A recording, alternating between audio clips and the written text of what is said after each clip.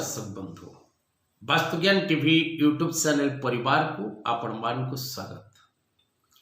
दर्शक बंधु वास्तुज्ञान TV Odia YouTube channel माध्यम प्रत्येक समय आम वास्तुभित्तिक कथावस्तु आपण निकट में उपस्थापन कर। दर्शक बंधु जदि आपण नुआ घर खंडे करने को चाहते घर निर्माण करिवार जोग कौन आपणकर जन्मजातक अच्छी जे आपण खंडे घर निर्माण करी आपण गोटे गृह निर्माण करी ताको पूर्ण करिवार क्षमता कौन आपण जन्म पत्रिकार अच्छी। तेणु गृहटीए निर्माण करने पूर्वर आपण निजर जन्म जातक विचार करिवार आवश्यकता रही। कारण भूमि भवन वाहन गोकन्या भूमि समस्तंक भाग्य रे न थाए। सबु व्यक्ति निज जीवन रे घरटीए निर्माण करी ताको पूर्ण करिबा सहज साध्य नुहे। आपण पाखरे अर्थ थाई पारे आपण घरटीए निर्माण करिबा पई जतिकी अर्थर आवश्यकता से अर्थ आपण पाखरे थाई पारे, किंतु आपण जन्म जातक रे जदि घर करिबार जोग बा भूमि क्रय करिबार जोग बा गृह निर्माण करिबार जोग न थाए तेबे आपण कदापि गृह निर्माण करि परिबे नहीं। यह सत्य। तेबे दर्शक बंधु आजिर कार्यक्रम माध्यम रे आमे आलोचना करिबा घर निर्माण करिबार जोग ओ जन्म जातक। तेबे आमे किपरि जन्म जातक रु जानिबा जे ए जात व्यक्ति निमंते गृह करिबार जोग रहिछि बा ए व्यक्ति विशेष निजे गृह निर्माण करी से गृह रे सुख रे शांति रे आनंद रे कालातीपात करि परिबे। कारण बिना जातक परामर्श रे ज्योतिष परामर्श रे वास्तु निर्माण करिबा अनुचित। कारण वेदानाम चक्षु ज्योतिष होची वेदर चक्षु। तेणु आपण जेकोसी कार्य करंतु ना कहीं जड़े उपयुक्त ज्योतिष बा जड़े विज्ञ पंडितंकर आवश्यकता रही आपण को मार्गदर्शन दवापाई। आपणकर राशि पाई क्यों राशिर भाग नित्यांत आवश्यक, आपणक राशि पाई क्यों घर भागटी शुभप्रद ताहा ज्योतिष शास्त्र कहिबो। तेणु दर्शक बंधु चतुर्थ गृह विशेष करी भूमि भवन और वाहनर स्थान होता है।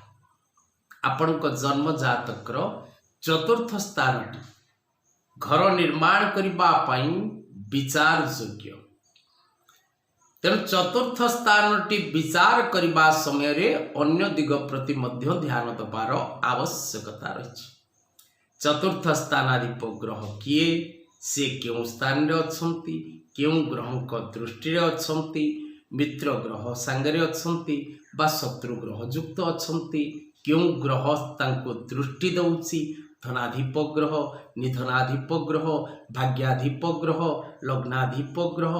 तेणु क्यों ग्रहों को दृष्टि रे आपणकर चतुर्थ स्थान रो स्वामी ग्रह अवस्थान करिसंती ताहा मध्य विचार करिवार आवश्यकता रही। चतुर्थ स्थान परे जन्म जातक रे देवगुरु बृहस्पति और शुक्र और चंद्रंकर उपस्थिति विचार योग्य। कारण आपण जो घरटी निर्माण करिवे ताहा सौंदर्यपूर्ण भवनटी ही पारिबो बा छोट घरटी मुंड गुंजिबा पई आपण प्रस्तुत करिवे। आपणकर मन कि प्रकार रही गृह निर्माण करबा पई एवं आपण घरटी निर्माण करी ताको पूर्ण करि पारिबे कि नहीं, सेथिपई देवगुरु बृहस्पति शुक्र और चंद्रंकर उपस्थित जन्म कुंडली रे विचार योग्य अटे। जन्म जातक रे भूमिकारक ग्रह मंगल, भवन कारक ग्रह मध्य मंगल। तेणु विशेष करी मंगलंकर उपस्थिति मध्य जन्म जातक रे विचार योग्य। चतुर्थ भाव ग्रह जातक रे उच्चस्थ मूल त्रिकोणस्थ स्वगृही मित्र दृष्टि मित्र क्षेत्री शुभग्रह युक्त अवस्थान ने जदि थांती तेबे आपण को भूमि भवन वाहन सुख प्राप्त होता है।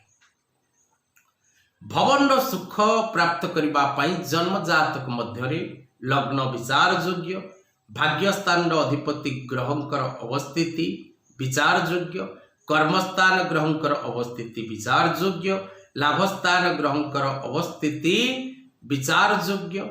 विशेष करी आपणकर नवमाधिप लग्नाधिप दशमाधिप एकादशाधिप ग्रह शुभ स्थान रे रहिबार आवश्यकता रही।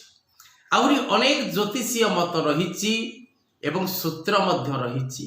तेणु आपण गोटे गृह निर्माण करने पूर्वर निज जन्मकुंडली विचार करांतु जे आपणकर जन्मकुंडली गोटे गृह निर्माण करने आपण को परामर्श दौची बा दौनी।